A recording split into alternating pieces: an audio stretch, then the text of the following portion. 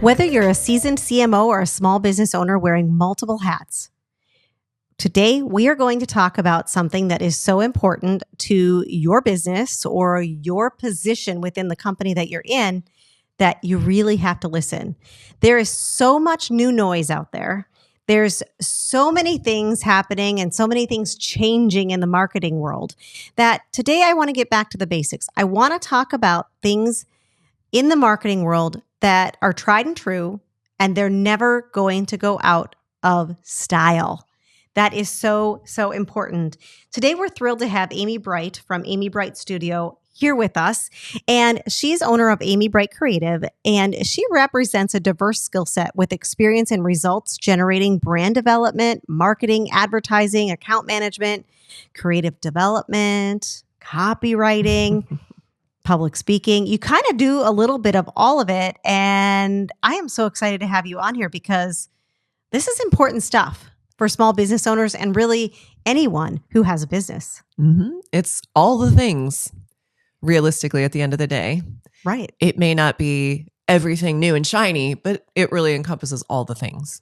Right. Because it's kind of like an iPhone, right? Mm-hmm. Every time you go out and buy a new phone, then all of a sudden they're like, oh, a new phone is out and you're already behind. Yes. And it's probably not even been 6 months. Yes. And I thought my phone was already smart. And it is, but it can get smarter.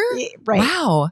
And yet the basic core principles of the phone really don't change. Right. We get new bells and whistles, but the essence of the phone, which is really a tiny computer that we hold in our hand, doesn't really change.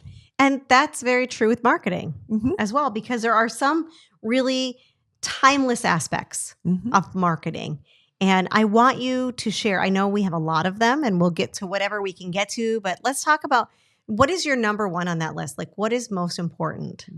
And these are regardless of platform, regardless of channel, platform, style, what have you, of what you're putting out there. Number one, always. Audience, always first. Okay. Yep. What does that look like? That looks like doing research. That looks like getting to know the people to whom you're trying to appeal and creating messaging that's going to resonate with that audience or those multiple audiences. So in my business, when I work with people on a brand, we really dive deep and get into some nonlinear thinking about different audience archetypes is the terminology I use. You know, there's all different types of words that people use to describe that. I call them archetypes. So we really home in on which archetypes make the most sense for your brand and the way you're positioning your brand to really think about how are we going to communicate with those people and then segmenting that audience also, because you can't speak the same way to a prospect that you would to somebody who's already purchased your product or service. So you kind of, market segmentation is a good idea with an audience, but getting a general feel for what that audience looks like, talks like, what do they do for fun? What colors appeal to them? What is the kind of messaging that resonates with them? What's their pain point? All the classic things that you've heard, you can't ever hear them enough. Because you hear them, but if you don't put them into practice, what good are they? That's right. And that's where a lot of people put the cart before the horse a lot of times. And they're just, I just got to get a message out there. Right. Well, yes, you do. That is true. But if you really want your message to resonate and convert into sales, there is some nuance to it that you need to shape. Right. Because if you send it to somebody who already has your product, you're wasting resources. And the reason I say that is because I've been I use MailChimp and I've been going through my email list and seeing the people that respond, the people that never open it, all of that thing. You're wasting money on those contacts, right? Or are you not? Yes and interesting question to ask, I guess. Email marketing in particular is one of those things that since email was invented has not gone away. And will it go away eventually? Potentially. I think a lot of companies are turning more towards text messaging because let's face it, Oh. We're much more, much more in tune with looking at our phone and answering a quick text or seeing some information on our phone than we are checking our myriad of emails. Mm-hmm. Now, that said, email marketing is still effective. Even if you're going through, I do it too. I do this for a living. And yet I go into my email and, there are plenty of email lists to which I've subscribed. And I'm interested in what they have to say, but I can't read every single one. No. I just don't have time. So as I go through, on your phone and, tap all the circles or squares or whatever your app uses, you're still seeing the brand name. So it's still recognition. You're it's still, like yes. Yeah. in your brain. Right. So, I mean, do you open every single email? Do you respond to every single email? Do you follow the call to action in every email? Probably not. But it's one more imprint on your mind. So don't delete all those emails. I mean, delete what you need to, but realistically don't stop sending just because somebody's not opening. I mean, a better way to do that is maybe create its own space and start doing some messaging like, oh, I see. Are we breaking up? Good idea. Do you love me anymore? I mean, and make it really personal and compelling because I know your branding and it's very personal. That's a great idea rather than just going in and delete because you've not opened an email for a year. Right. Put them in a different bucket. Yes. And if you don't, that's okay. We can break up. Right. Just, let me know we're going to break up by unsubscribing. I love it. But that's great messaging because I'm talking to you. I'm having a conversation with you. I'm not just. That's right. Treating you like an inbox. Right. I'm treating you like a human. And that's really the essence of knowing your audience is remembering, I don't care what you're selling. It's a widget. It's a service. It's whatever you're selling. At the end of the day, you are a human and you are positioning your product for another human. We cannot get away from that. People buy from people. People buy from people. People want a relationship with other people. They want relationships with brands. We are relationally oriented humans. It doesn't matter, no matter what. Until the robots take over, that's going to be the case. Now, robots. We can't talk about those robots. Okay, so audience appeal always. What's another tried and true? Positioning your brand in such a way that particular audience, whichever archetype to whom you're speaking, is clear on the value of what you bring to the table. And typically what that boils down to is it worth the money for their need? And again, you're really tuning into what that audience's pain points and needs are.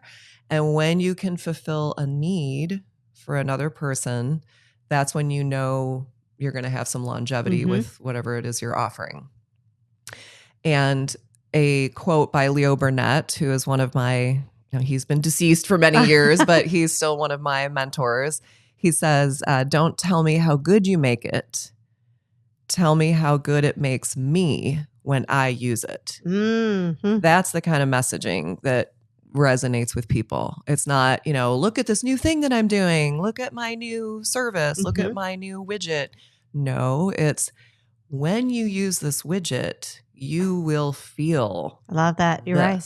And that's what really gets people to sell. Do you think that's one of the biggest mistakes that businesses make when they're doing marketing is that particular point right there, making it all about them instead of all about their customer? I do see that a lot. Yes. And it's only natural because you're excited about what you're putting out there. But when you focus on the need or the solution that you are providing, you're going to see much, much higher conversion rates. Sure, you have to tell them how good your product is. Of course, that's effectively what marketing is. But when you really take that and make the rubber meet the road for the person, now you're talking. And I know what you mean because even like with the conversation we were just having, are we breaking up? Exactly. It's it hit a note, right? Oh, wait a second. Oh, yeah. I mean, it made me emotional. Pay attention. It is, and it's a clear message that I'm sending to you, and it invites an answer, a yes or no. Right. It invites a very definitive answer. It does. The call to action and messaging like that is, it's okay. Click to unsubscribe. Right. And that's it. You know what I mean? Just make it Right. easy for them. And, that's another, I'm trying to look at my list here to go So now in order. everybody that's on my list, just an FYI, you may be getting an email from me in the next few weeks. Are we breaking up? So you better go on and check your emails before I send you that. There you go. Boom. Yes. What's another one? I'm going to go down my list because Okay. that makes it simple. Consistency in your messaging, in your tone, similar to a personality. If you meet somebody and the first time you meet them, they seem really warm and friendly, and you just really want to get to know them better, and you can't wait until you're at the same event again in the future and you can get to know them a little bit better, or perhaps you invite them to coffee. And then the second time you meet, they're odd and standoffish, or they're talking about, trying to sell you something, or you've lost the relational thing that you had at the beginning. It's your number. Your communication was inconsistent. The same thing happens with brands and companies. They a lot of times will have this very compelling messaging in their early marketing, and then the rubber doesn't meet the road consistently with all of their messaging across the board. And I'm talking everything from sales messaging to the tone of voice that you use in your emails. Sure. To, it's all of that really matters to people, because again, it's about emotion and psychology, really, at the end of the day. And I have had times where all their messaging that they give you is wonderful, and then you physically go and visit their business, and it's either the employees, the owner, whoever it is not how they positioned themselves to me, the audience. It's completely different. It sounded like I wanted to be there, and then when I got there, I'm like, I want to leave. Oh, yeah. Well, that all goes back to core values, mission, vision for the company, and that's getting into sort of another realm, but it all matters. Is that messaging is not only external. It has to be internal with your new organization too. Everyone needs to be trained, not just the people who are labeled as salespeople, the entire organization, because at the end of the day, it doesn't matter if you're the accountant in the cubicle, you're at a party, you're talking to somebody, you're in sales. You're still representing the brand. Everybody is in sales at the end of the day, or marketing. Now you talk about consistency of the brand message. What about consistency of the actual process of, let's say it's social media, or let's say it's emails, the consistency of actually carrying out whatever that message is, because it has to be delivered in some way, whether it's sending an email or it's putting it on the radio or TV commercial, or it's social media. It's something, right? What about the consistency there as far as how many times you do something and not do something? Frequency, yes. Well, a classic adage in advertising is reach and frequency. Now, you could look at reach, and many publications and media outlets and channels look at reach as hit as many people as you can everywhere you possibly can. I approach things a little bit differently. Sure, that level of reach is good, but when you reach people, David Ogilvy is another one of my sort of mentors, another deceased guy who was in the marketing world. Yes, a legend from years ago. But he said that don't count the people you reach the people who count. So reach and frequency, though, are two absolutes in all marketing and advertising. When you reach the right people, the right amount of times, that's frequency. What is the right amount of time? It really depends. It's a very nuanced answer. Generally speaking, human psychology tells us that roughly 8 times of a message is when you really begin to remember it. Okay. And there are many brands out there who consistently put out branding and marketing messages that we've seen over and over again. It might be a product we already use, but we don't have to name any of them. There's one that I can't get the commercial out of my head. It's on TV all the time. And to me, in terms of frequency, that can be across channels. It doesn't always have to be one channel or one social media outlet. The days of, and I've never agreed with this. I've never agreed with the days of, where did you hear about us? Right. Check one box. Check one box. Yeah, right. No, I should be hearing about you everywhere I go. So, it is a way to measure which channels are working the best for you to bring in clientele. However, if somebody says, well, I've only ever seen you on Facebook. Really? Wow, you never saw my billboard. You never, you never read that article that was written about me in Forbes, or you know what I mean? You wow, really? Only Facebook? That's hard to believe. Right. So people don't ever remember. That's right. And so it's better that they don't, that they're just like, I can't get away from you. Right. Your message is everywhere. You're everywhere. That's ideal case scenario. Right. But that takes budget. Okay. Right. So, of course it does. I got us off track, but okay. I really wanted to know, because I think of consistency, in brand messaging, but then I wanted to know about the other piece of it that I think is really important. Yeah. And I mean, you don't want to oversaturate. There are plenty of brands who oversaturate. And then some people would say, well, can you really oversaturate? Because if it's indelibly printed in your brain because you've seen exactly the messaging or heard the messaging so many times that you're like, ugh, you want to change the channel, or, go to a different media source because you're just tired of the advertising. So what? At least you remembered, you can't get it off your mind. Right. And before we move on to the next topic, something just popped into my head about, marketing too much to somebody. And I go immediately to emails, because I remember back in the day being scared to, oh my gosh, if I send them more than one email a week, oh my gosh, they're going to unsubscribe and, all this and that. And now I'm like, I really don't care. Not that I don't care. But if they don't want our messages, they'll unsubscribe. What's your take on that? That is the law.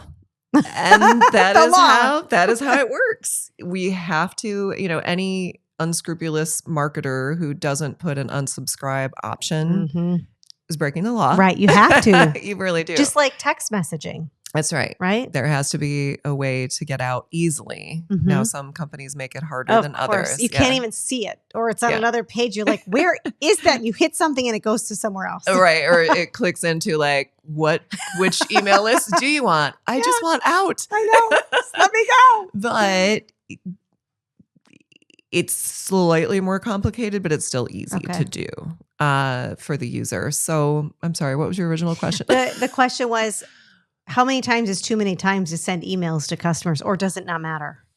Again, there is no hard and fast rule. When you have to watch your numbers. And that's something that in digital marketing, especially any type of digital marketing, it is never intended to be set it and forget it. Right. You've got to watch your numbers. You've got to keep an eye on the data. And when you see the data shifting, people aren't opening as much. They're not responding to the call to action. Oh, maybe I've oversaturated.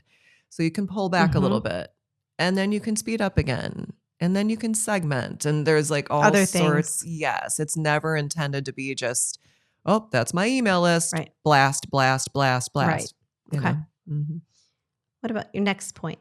We just kind of keep going down the list because it keeps unearthing other questions. Yeah. And then I have more questions on top of that. Yes. Well, we kind of talked about the psychology, the emotion of marketing. And, at the end of the day, that's really what it's all about is, unless you're trying to sell something that people just literally don't need, they're probably not going to buy it if they don't need it. But if you hit the chord of, wow, this is an issue that I've been having. Oh my gosh, this looks like a solution. Wow, I'm really interested in this. Then you've begun what I call the 5 points of light for a bright and shiny brand. Is number one is awareness. And if you think of a star, a 5-point star, at the top of the star is awareness, in my opinion. That's where branding comes in. Right. And messaging. If you want someone to buy whatever it is you're selling, they have to know you exist. And so people say, oh, that's just seems like a waste of money. Well, no, because you've got to let people know that you are there. Right. Yeah. That you're available. You can hang a shingle outside your house all days of the week. And if you're not telling someone. That's right. It's kind of like dating. Yeah. I mean, if you're in the market to meet a life partner and you never go anywhere and you never let people know you're available, you're probably going to remain single the rest of your life. I'm not finding that man, right? Well, exactly. So it's the same principle is creating awareness. And that's how you start building the emotional connection with your audience or audiences.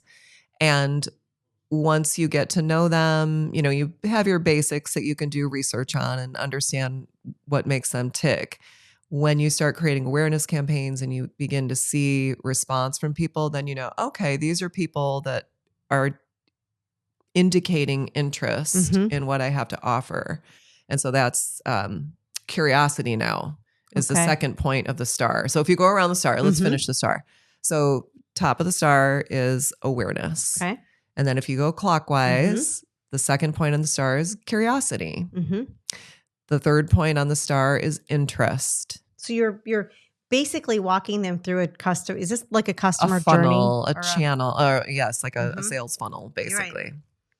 And this is any relationship, really. Absolutely. This could be like human. It could any dating. Of it could be marketing. You're getting dating advice today already as well. And then the fourth point on the star is conversion. That's sales. That's where the rubber meets the road and they make a decision.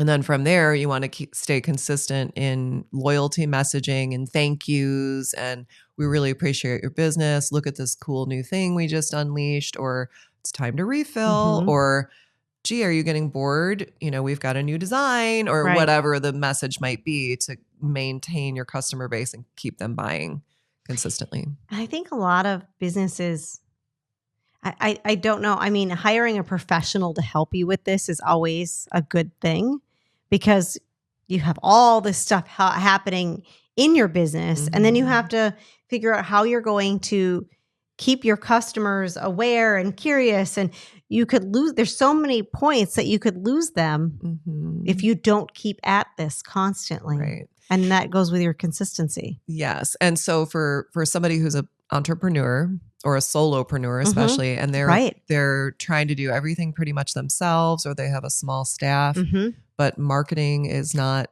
their primary business. There are plenty of marketing professionals in the world. You can, walk outside right now and throw a pebble and you're probably going to bump into one. Right.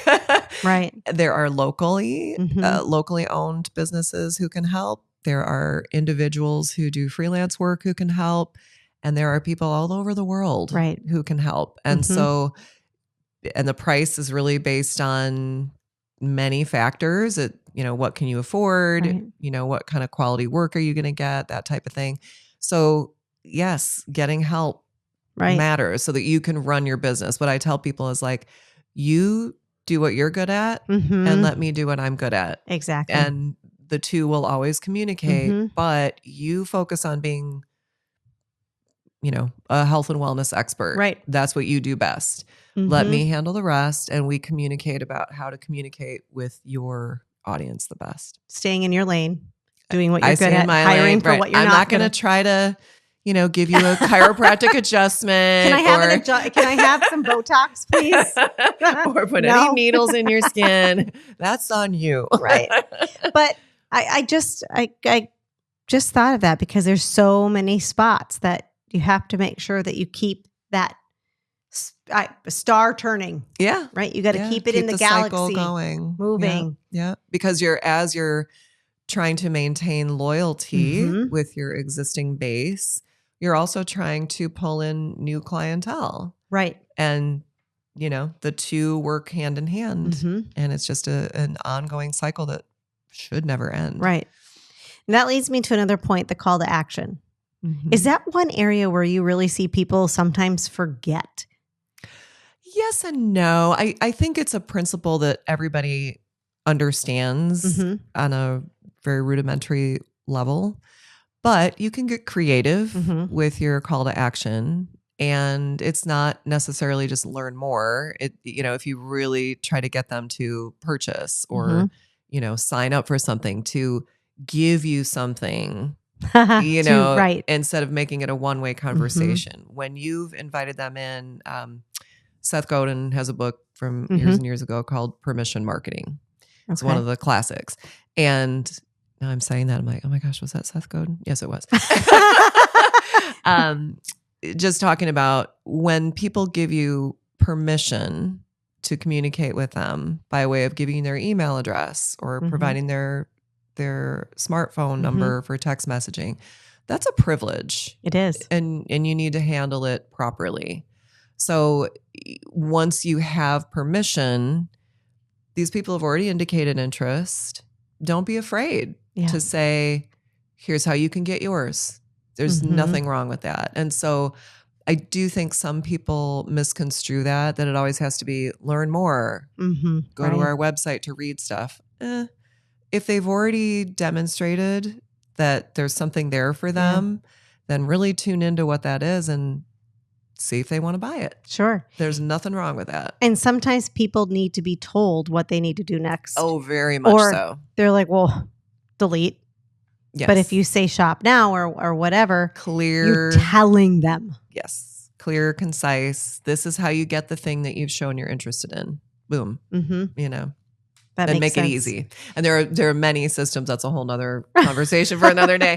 But there are so many point of sale systems online that are just overcomplicated. Too many things to click. Or I know of several local businesses that I've seen where I'm like, ooh, I don't know, and I do this, so I know where to look. I'm like, I don't know what to do. Right. I wish they'd made it easier. I wish they had really thought of me.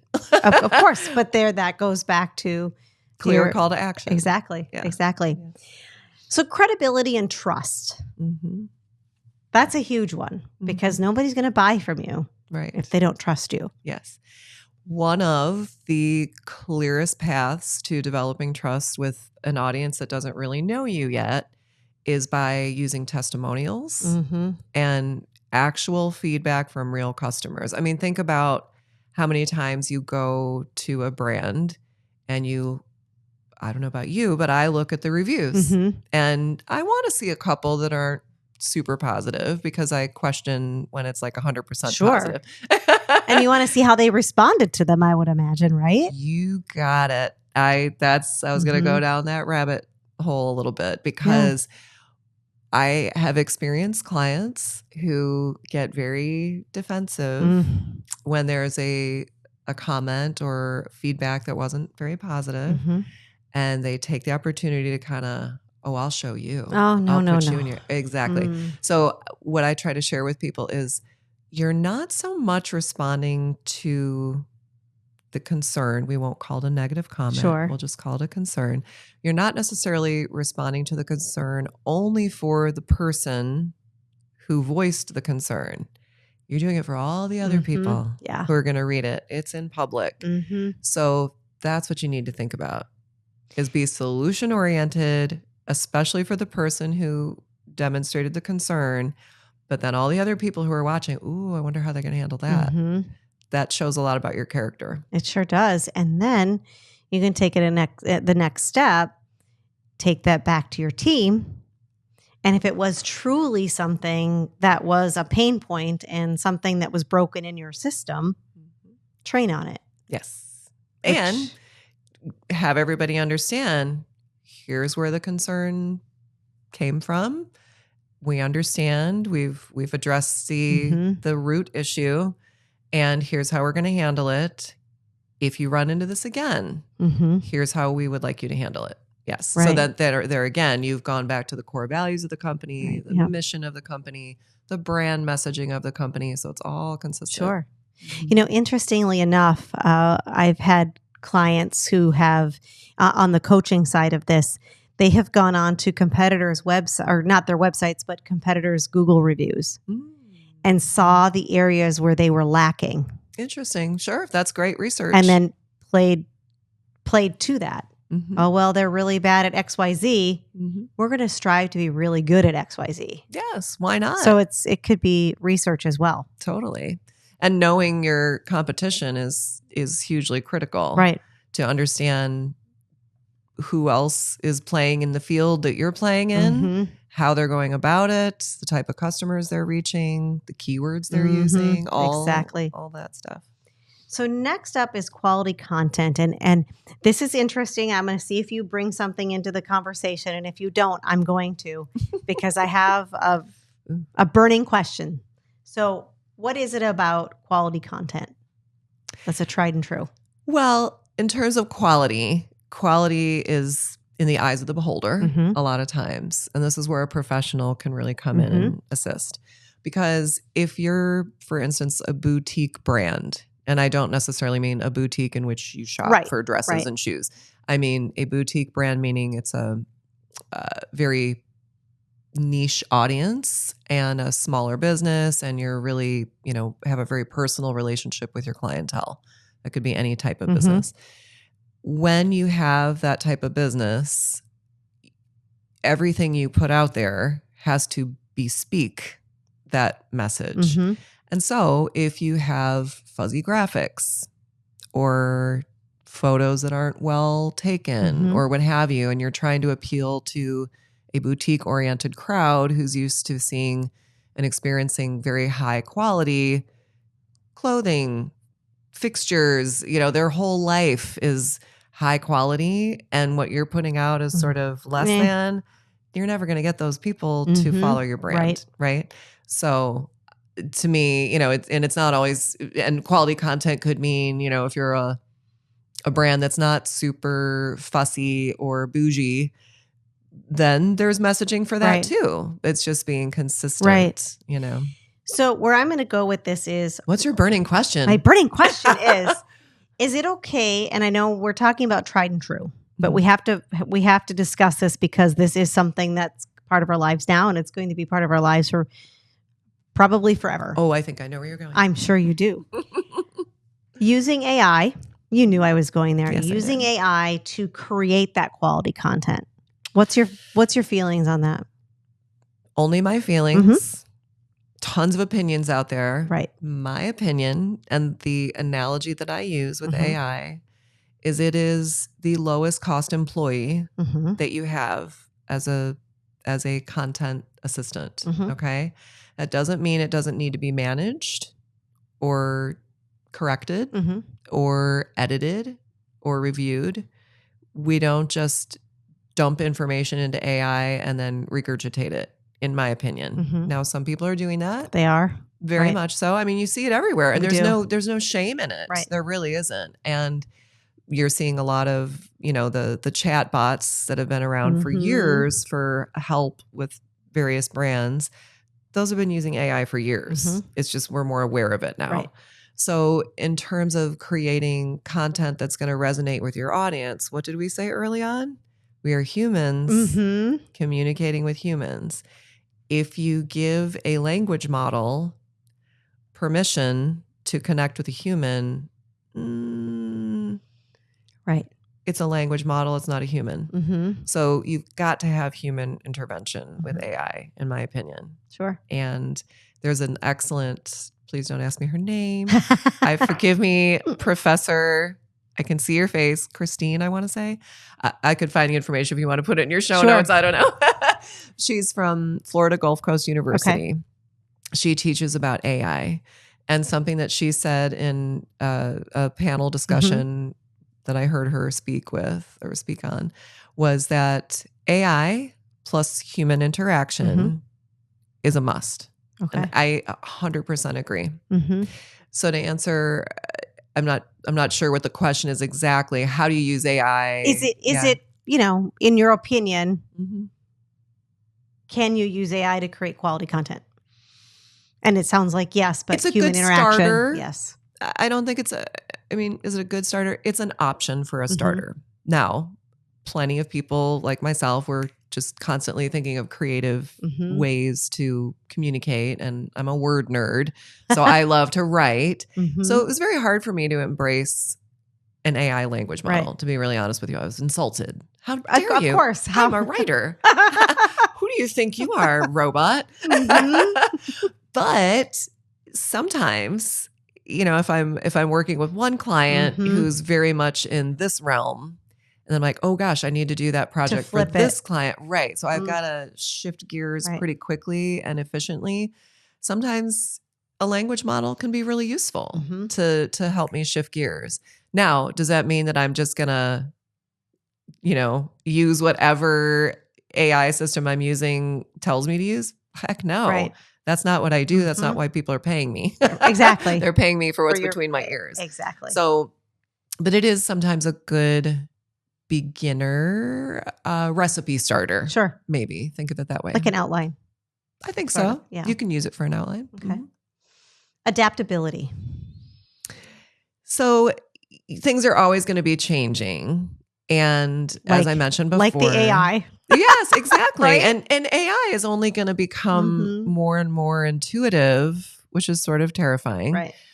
And yet also could be very helpful for a lot of people to save time. I just had a conversation sidebar yesterday with a friend of mine who is in the teaching realm. She's a teacher. And they're using AI. She'll take information from the textbook, for instance, or the material that they're studying in class. And she's teaching middle school. So these are, older kids. And she'll take the information that they're studying and take it into an AI system, a language model, and then ask it to create a quiz and say, give me 5 questions geared towards this age group that helps inculcate this material into their little brains. And boom, it does like it. that. So, that's a great starting point. But what she said to me is, but sometimes I really don't like the questions it comes up with. So I'm like, is this really saving me time? Because now I have to go back and go, oh, I gotta readjust that question or rewrite that one. I was like, yeah, but at least it got your brain going. Right. So, a starter. Yeah. So again, nothing digital is intended to be set it and forget it. Right. Whether it's AI generated or human generated. Watching the numbers, watching the results, and being adaptable to, new trends that are going on, and trying this and trying that. There's nothing wrong with that. That's the whole principle behind, can't talk today, behind A/B testing, which I'm sure you've seen absolutely. Especially with email marketing. Okay, which subject line resonated with my audience? This is kind of leading into our next point. So that's adaptability, right? I guess, just realizing that all marketing is nuanced and we have to pivot and adjust accordingly. Right. And it goes into the next point, which is measuring it, because if you're doing it and you just keep doing it, whether you don't know if it works or not, you're wasting money, all of that. Right. Or to your point, when you see that XYZ methodology is not quite getting the numbers that you want, then you adapt, you change, you reconfigure, and then you see what happens. And it takes time. And this is something that a lot of people don't want to realize is or that do. It takes time. Everything. Things take time. Right. TTT. And like you said, it's not fix it and forget it. It's not a crock pot, for goodness sakes. Never. Right. And so, I had a client one time ask me, well, if you create my website, how many hits per month can you guarantee? Oh. And I said, you know what? I'm probably not your vendor because I'm not going to play that game. Right. I don't really, that has a lot to do with your operational functioning, which I have nothing to do with. That has a lot to do with your messaging. It has a lot to do with your competition. Right. There are no guarantees in marketing. It's really, there are core principles, but you have to be willing to adjust and adapt based on the results that you're getting. Exactly. And then finally, word of mouth and referrals. So important. Yes. All of the things I mentioned on the points of the star, all the overarching theme to all of that is creating advocates for your brand. Okay. So when you create the right level of awareness, oh, that company is going to solve my problem. Great. Now I'm curious. I want to learn more. I'm going to really start paying more attention to your advertising, to your messaging. I might read a few blogs. I might go on your website. I'm curious. Right. I kind of like this. Then I get really interested to where I'm like, okay, I think I might buy a starter kit or whatever the offer is. Right. I'll give that a try. I'll dip my toe in that. And then you get the product and you say, oh my gosh, I love this. Then you're buying and you become loyal. Guess what else you're doing at the same time? Oh my gosh, have you heard about this product? I had, you meet somebody who maybe visibly presents the same issue you have, whether it's, a hair product or a skin product or, they're just the way they dress or, or sometimes it's less obvious. Like, wow, what are you doing? You seem so much more, whatever, happy lately. What's going on? Oh, I found this great online therapy resource or whatever. You're going to tell people about it. You're going to build community for that brand. And so all of those activities encourage word of mouth advertising. Raving fans. Yeah. Wow. Or just have you heard about? Exactly. They don't even have to be a raving fan. Right. They could be at the curiosity level. Oh my gosh, I'm having the same issue or I have the same interest. Have you heard? I just saw this ad. You're right. Exactly. Have you seen that ad? Ooh, no, let's look it up. I mean, it could be to that point too. It doesn't have to be all the way to the end. Right. No.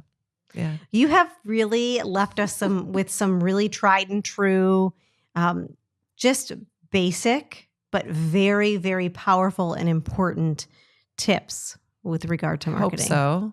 I believe that our audience is going to get great value from this because they're really tried and true practices, certainly. And that's the goal. Absolutely. To give value to your audience. Absolutely. Amy, if our listeners would like to get in touch with you, how can they do so? Very easy. AmyBrightCreative.com is my website. You can book a call. You can just contact me. It's very simple. So Bright is BRIGHT. Fabulous. Thank you. And I build bright brands. You build bright brands. BBB. BBB. Build bright brands. Thank you again so much for being on. My pleasure. Thank you. Absolutely. And thank you, friends, for listening. We'll see you next time.